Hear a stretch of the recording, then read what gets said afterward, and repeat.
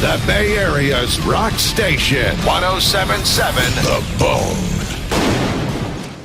Carrie King from Slayer in the Bay Area again. Yay. We're all very happy. So yeah, being here in the Bay Area, we're spoiled having you guys play here a lot, but you guys have really been going nonstop lately. Is that just because you had to take that break with Tom being sick and you're like, or not sick, but injured? Pretty much.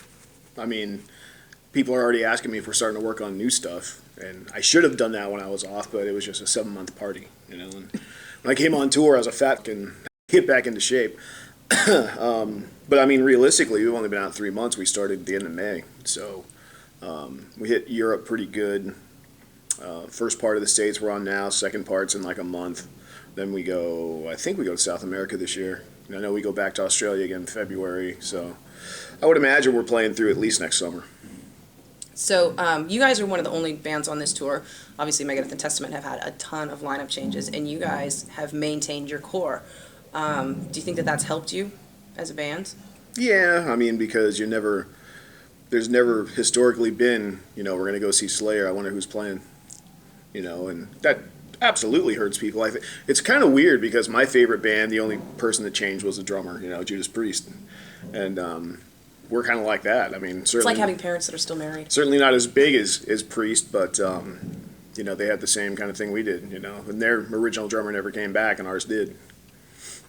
Because, I mean, Slayer has some really, really strong recognition now. You guys have been going on so long that you've really penetrated the mainstream pop culture where I think most Slayer fans kind of don't want you and never expected to see you, but you guys have fans in places that nobody would ever expect. It's funny. Like every time we do a record, we'll end up going somewhere we've never been before. And I don't just mean some city, I mean country, and this time I think they're talking about taking us to India, which I thought was very bizarre, but, if I know for sure I can go there and not change my set list like I had to in Singapore, I'm into it. What did they make you take out? Oh, man, the day of the show or the day before, the government came in with a list of 5 songs we couldn't play. Just can't play these songs, and 4 of them were in the set. So that kind of sucked. They didn't give you any reasoning? They were just like, these, no? Because somebody complained, and, in that kind of country, all you need is one person to complain, and the government says, well, this must be bad.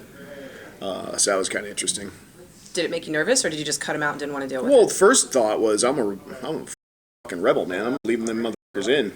And I said, I'm in Singapore. I don't want to get caned, I'm here to have a good time, so let's get rid of these. Well, and honestly, do you think the Singapore government would know if you'd still played them? Yeah. Oh, they would. They were. They would have sent somebody. Of course, one was Disciple, one was Hell Awaits, one was the Antichrist. I can't remember the other 2, but probably Jihad. So it was all religious-based stuff that they were irritated with. Well, first thing they sent was something like this broad thing, like if it touches on religion or touches on this. I'm like, well, that's pretty much all of them. So there was 5 at the end of the day that we couldn't play. So does this happen a lot still? Because I would think that this wouldn't even be happening anymore. I mean, everybody's, after, what are we at, 30 years now? Yeah. After 30 Almost. years, everybody pretty much knows what you're about. Yeah, well, that was the first time we ever went to Singapore. Mm-hmm. Probably last time, because I don't want to do that again. And I want to play Disciple, goddammit. Now, is that tough, knowing that there are kids in Singapore that want to see you guys, but it's a super hassle for you to go there? Well, obviously we didn't know going there that was going to happen. Now that we know, I would say, this is what we're going to play. Is that cool? Mm-hmm. And if it changes in flight, I'll say, well, you knew, so pay me. I'm going home. Just advance the set list now that you know that it's an issue. Does this stuff come up a lot now?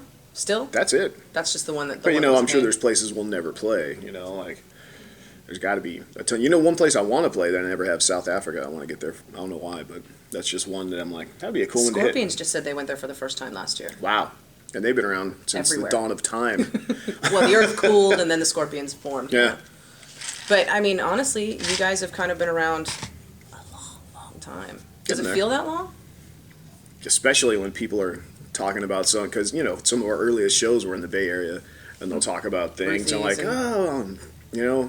remember when you guys played this show? And I'll be like, yeah. Remember when this happened after the show? Nope.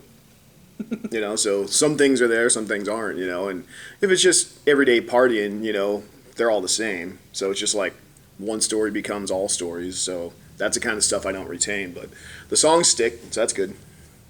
Well, obviously, with you guys being from down there and having so much time up here, you have a long time base of fans up here that are really excited to see you. But you're already kind of not locked into a set list, right, for doing the whole album in its entirety thing? Especially when we only play an hour and 10, because this album, unlike when we did the Rain and Blood album, we were playing like an hour and a half. So you still had an hour's worth of stuff after you played the album. This one, Seasons, takes like 45 minutes, so that leaves us 25 for all the rest of the songs. So we jam 6 other songs in there. We blast through 16 tunes. So not a lot of stage patter on this one? About what? Not a lot of stage patter? No. So when Tom got injured, you guys had to sit down for a while, and you guys took the 7-month party. There started, everybody started going, maybe Tom's not going to be able to do this forever. Are you guys, like, looking toward the future of Slayer and wondering? I told Tom to his face, I said, I've been telling people in the press that once you become comfortable in your new skin, you'll have a longer shelf life than any of us because he's not beating himself up every night. So He had the replacement. yeah, he's just doing his thing, and if he finds himself comfortable, he can go on probably, like I said, longer than all of us. But there's also the thing where he might get off tour and say, I just didn't have fun, and maybe he'll yank it. We don't really talk about it. We just play my shows, and when the tour's over, we'll see what happens. So it's not something that you're, like, thinking, maybe I'll start a side project in case, or anything like that?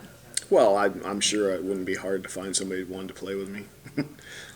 Well, yeah, I know, but you've been married to Slayer for 30 years. Exactly. Are you thinking about doing a side project? I mean, is it something that crosses your mind, or are you just No, wait I for just an want to opportunity? make sure I'm prepared, in case, this rug gets pulled out from under me sometime when I'm not expecting it. Well, you still have other stuff, right? I mean, you're still doing KFK. I is have it- it, but I haven't done anything with it for a while. Actually,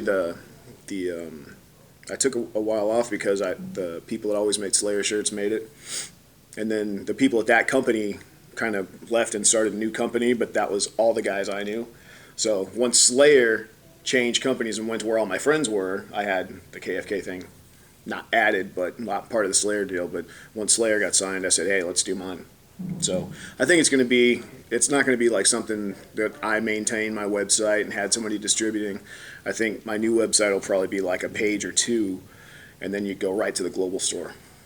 Oh, okay. Because Global's doing it. Global does this. Mhm. It's one of my favorites. So KFK, you're kind of not really all that hands-on anymore? No, absolutely I am. Oh, yeah? But, They bring you everything and go, what do you like of this? What do you think? well, I mean, my wife draws a lot of the stuff.